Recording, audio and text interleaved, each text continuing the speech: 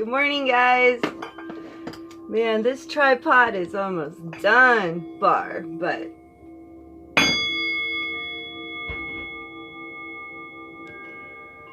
it will work for today. Welcome to day 11. Lesson 11 in the one book and lesson 10 in the Hope book. So, let's start with lesson 11. My meaningless thoughts are showing me a meaningless world. Let's hear the thing again. My meaningless thoughts are showing me a meaningless world.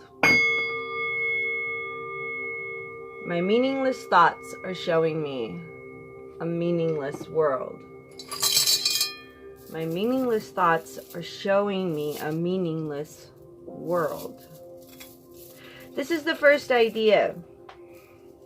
This is the first idea we have had that is related to a major phase of the correction process. The reversal of the thinking of the world. It seems as if the world determines what you perceive. Today's idea introduces the concept that your thoughts determine the world you see. Be glad indeed to practice the idea in its initial form, for in this idea is your release made sure. The key to forgiveness lies in it. I'm going to repeat that. This is the first idea. My meaningless thoughts are showing me a meaningless world. This is the first idea we have had that is related to a major phase of the correction process, the reversal of thinking of the world. It seems as if the world determines what you perceive. Today's idea introduces the concept that your thoughts determine the world you see. Be glad indeed to practice your thoughts determined. Today, okay, go ahead. Kitty wanted to say hi. She knows where your guys' energy comes from. I mean, did you see her go straight to it? She does that. So today's idea introduces the concept that your thoughts determine the world you see. Be glad indeed to practice. Yeah, you. The idea in its initial form. For in this idea is your release made sure. My meaningless thoughts are showing me a meaningless world. The key to forgiveness lies in it. The practice periods for today's ideas are to be undertaken. You're Simba. The practice periods for today's idea are to be undertaken somewhat differently from the previous ones. Remember, before it was 1 minute of pre-thought 3 to 4 times a day, and then 1 minute or even 30 seconds. Let's see. The practice period for today's ideas are to be undertaken somewhat differently from the previous ones. Begin with your eyes closed and repeat the idea slowly to yourself. My meaningless thoughts are showing me a meaningless world. My meaningless thoughts are showing me a meaningless world. My meaningless thoughts are showing me a meaningless world.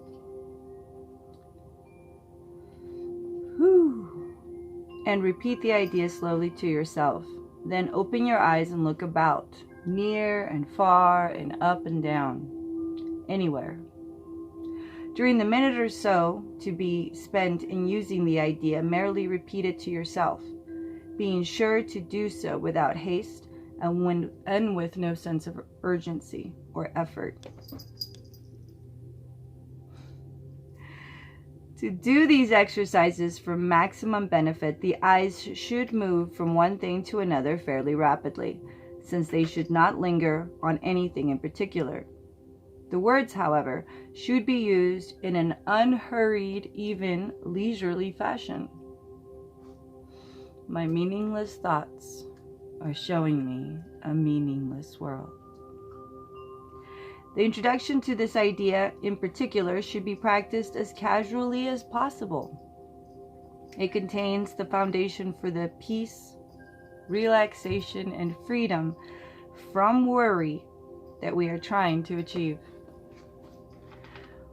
On concluding the exercise, close your eyes and repeat the idea once more slowly to yourself.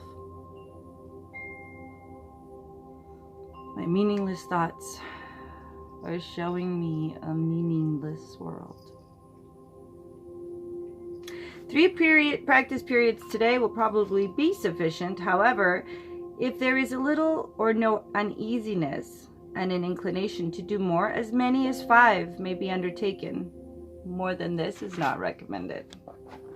Tomorrow we do 12. Guess what I get to do today before work? I get to drive to a very good bank. Chase Bank's been good to me, I'm not gonna lie, compared to Bank of America and Wells Fargo. Banks that I've all left in the past. Well, I'm going to go cancel my bank cards, my bank account with Chase. Nice as they've been to me. Because now that I'm broke, because my own money stopped, they literally I've been working the last 2 weeks to pay overdraft fees. Like some $6 charge and $12 charge, you know, for like YouTube, or $9.99 for my attempt at maybe getting, what was it called? Netflix. All that shit.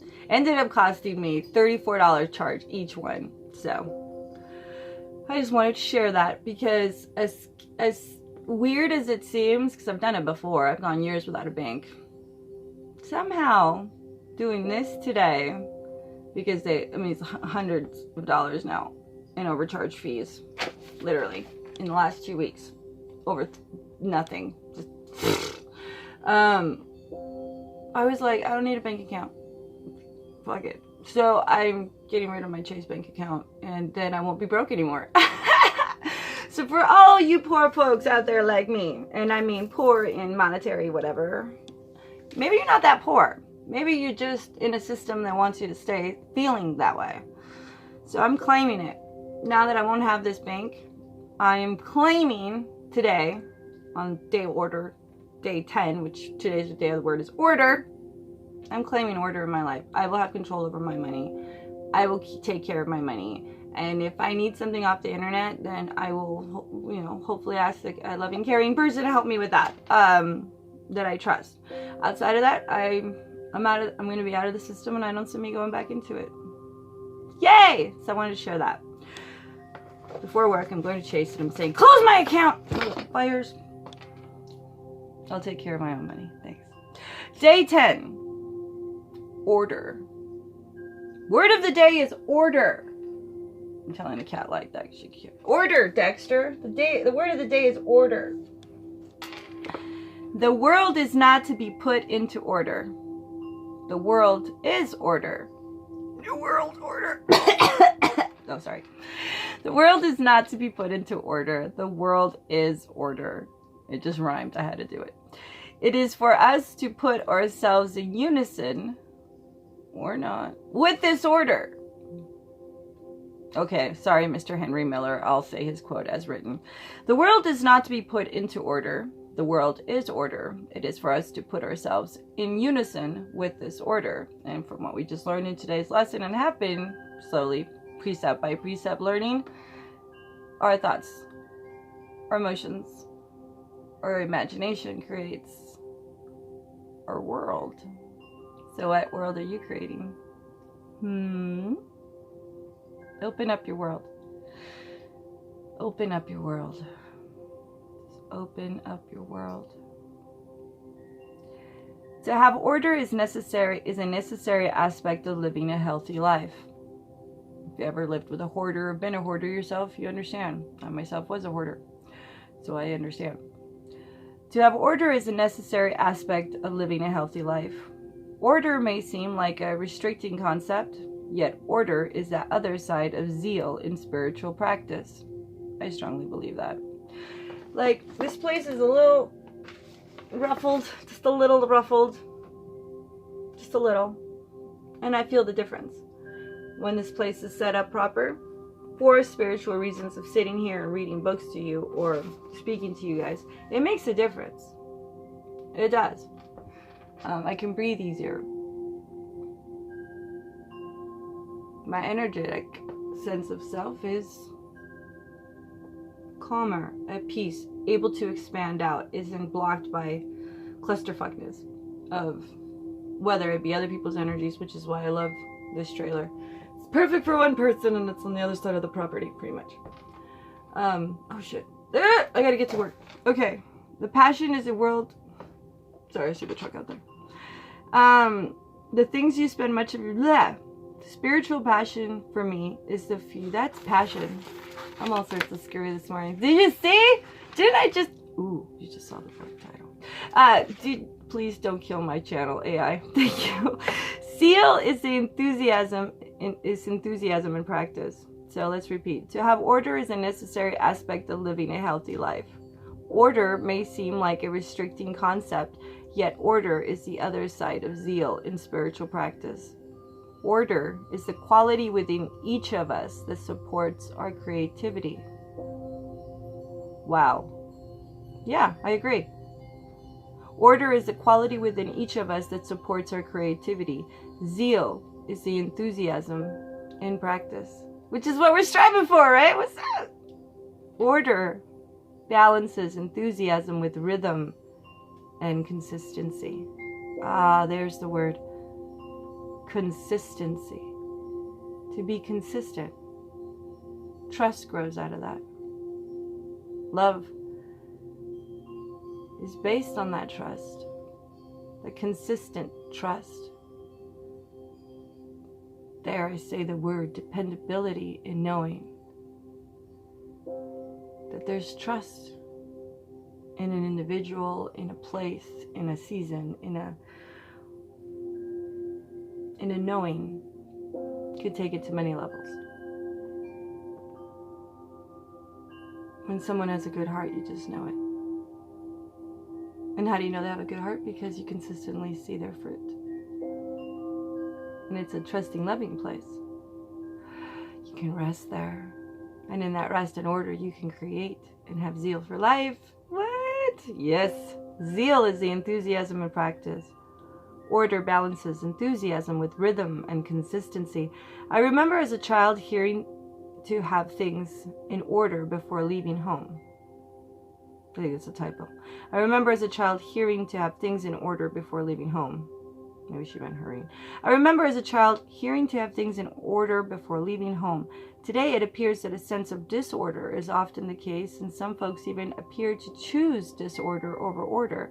I choose a sense of order within which allows for a fuller flow of life on all levels. Ow. I concur. Order is vital to a well-rounded and meaningful life. How is order in your life? Personally, it's getting a hell of a lot better than it was ever in my life. It's getting a lot better as I get better. How does enthusiasm and order dance in your world? I'm able to do my mission better. And what's my mission? To know myself and to be at ease and enjoy and in glory. To be able to breathe without having it be obstructed by sadness or grief or suffering. All that took order and consistency and perseverance and imagination and knowing that I was loved by the all that Father had me.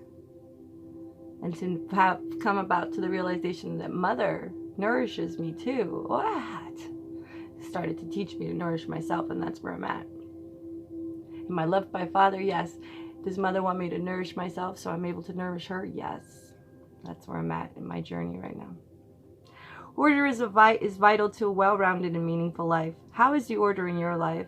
How does enthusiasm and order dance in your world? Are you able to maintain a sense of order within even when there is less order in your environment? I can now because I don't have my environment all jacked up.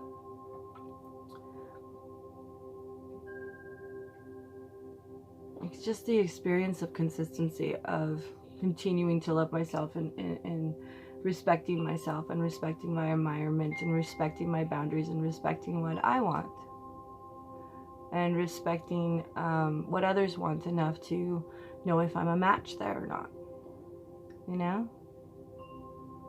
What's that word? Compatibility. You can't have compatibility without consistently if there's no compatibility. Things don't work. So I think maybe if you're in order, you'll know that your environment is compatible to where you're at right now, and in your relationships and other things as well, of course. Are you able to maintain a sense of order within even when there is less order in your environment? That was the question. The daily application: take time today to assess the order in your life. Are there any areas that could use additional order? For myself, I need to get healthier, eat better, and exercise. Are there any areas that are overly rigid and could use some zeal? I need to have more fun. There, I said it. Spend some time focusing on the balance flow of order and zeal. Note any insights. All right, guys. Well, I love you. I will talk to you soon.